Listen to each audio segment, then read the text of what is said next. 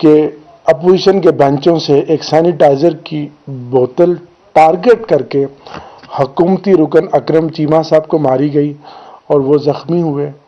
اور یہ اس بات کا منہ بولتا ثبوت ہے کہ اب اپوزیشن فزیکل وائلنس کے ذریعے پارلیمنٹ کے اجلاس کی کارروائی کو روکنا چاہتی ہے. آج 3 دن ہو گئے جو گالی گلوچ کا ماحول اپوزیشن کی طرف ہے، جو طوفان بدتمیزی ہے. اس میں یہ نہیں کہتا کہ حکومتی اراکین کا بھی ہاتھ نہیں ہے. حکومتی اراکین بھی کچھ ایسے ہیں جو ینگسٹرز ہیں جنہوں نے اس سے تجاوز کیا، ان کو تجاوز نہیں کرنا چاہیے. لیکن آج آپ نے دیکھا کہ اپوزیشن بری طرح ایکسپوز ہو گئی. کل ہماری خواتین اراکین اسمبلی کو زخمی کیا، اسمبلی ملازمین کو زخمی کیا، ہمارے ایم این ایز کو زخمی کیا. اور آج جب کارروائی بڑی ٹھیک چل رہی تھی اور کم و بیش 10 سے 12 منٹ سپیچ شہباز شریف صاحب نے کر لی تھی، تو ایسے میں انہوں نے بوتل مار کر ایک رکن کو زخمی کر کے یہ ثبوت دیا کہ ہم یہ ایوان کی کارروائی چلنے نہیں دیں گے. اس سے پہلے اپوزیشن لیڈر کے کہنے پر، رانا تنویر صاحب کے پیغام پر، اسپیکر نے ہاؤس میں ایک پارلیمنٹری کمیٹی اناؤنس کی اور یہ کہا کہ اپوزیشن بھی اپنے نام دے دے اور حکومت بھی اپنے نام دے دے، تاکہ یہ پارلیمنٹری کمیٹی بیٹھ کر جو انتہائی ناخوشگوار واقعے آج کل اور پرسوں ہوئے ہیں ان کا تدارک کرے قانون کے مطابق. اور اگر مزید کوئی رولز میں امینڈمنٹ کرنی ہے اس حوالے سے کہ کوئی بھی اگر ممبر اپنی حدود کو پار کرتا ہے اور وائلنس کرتا ہے یا اخلاقیات سے گری ہوئی حرکتیں کرتا ہے، گالی گلوچ کرتا ہے، تو اس کو کیسے کنٹرول کیا جائے.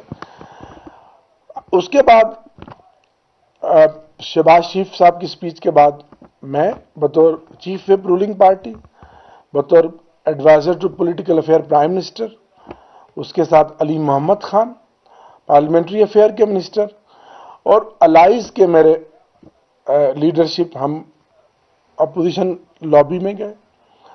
وہاں اپوزیشن کا اجلاس چل رہا تھا اور ان کو یہ کہا، ان کی خدمت میں یہ عرض کیا کہ آپ اپنے نام دیں تاکہ میں اسپیکر صاحب اس کمیٹی کی ایک میٹنگ بلا سکیں اور ہم طے کر سکیں کہ آئندہ کا ہاؤس ہم نے کس طرح چلانا ہے.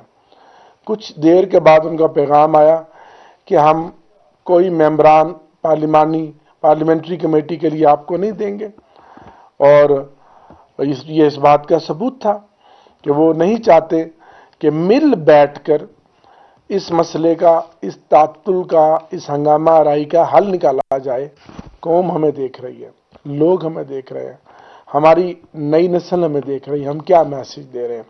سیاستدانوں کا امیج خراب ہو رہا ہے.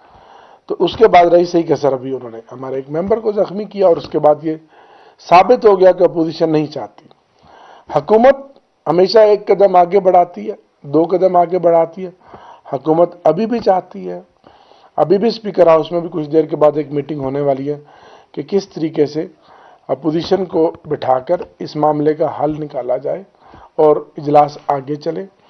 ایک اس کی بڑی وجہ یہ ہے کہ یہ جو بجٹ ہے، یہ میری سیاسی تجربہ اور جتنی میری سیاسی عمر ہے، یہ اس کا بہترین بجٹ ہے. یہ ترقی کا بجٹ ہے، یہ عوامی بجٹ ہے، یہ خوشحالی کا بجٹ ہے. اس بجٹ میں ہر شعبہ زندگی کے لوگوں کو ریلیف دیا گیا ہے. اور آپ یہ بھی جانتے ہیں کہ کچھ مہینوں سے آپ نے دیکھا جو ہماری مثبت اشاریے آ رہے ہیں ہماری معیشت کے، جس کی وجہ سے ہماری معیشت تیزی سے ترقی کی جانب گامزن ہے. آج ہماری ایکسپورٹ بڑھ گئی ہیں، فارن ریزرو ہمارے ریکارڈ ہیں، ہمارا ڈیفیسٹ کم ہو گیا ہے اور سرپلس ہے.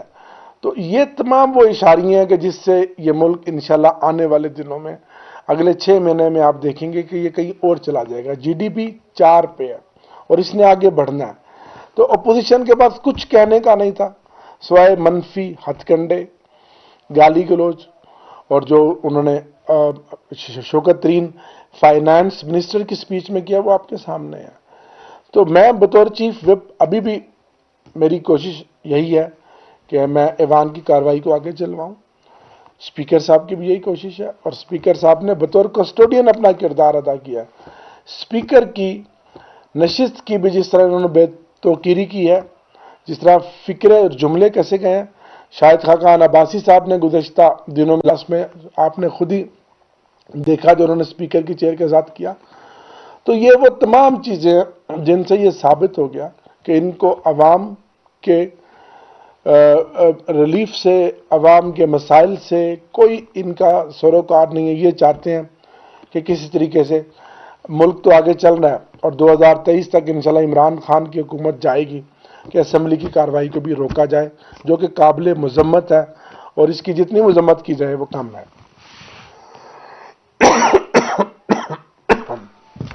ٹھیک ہے جی. ناظرین آپ کو بتائیں قومی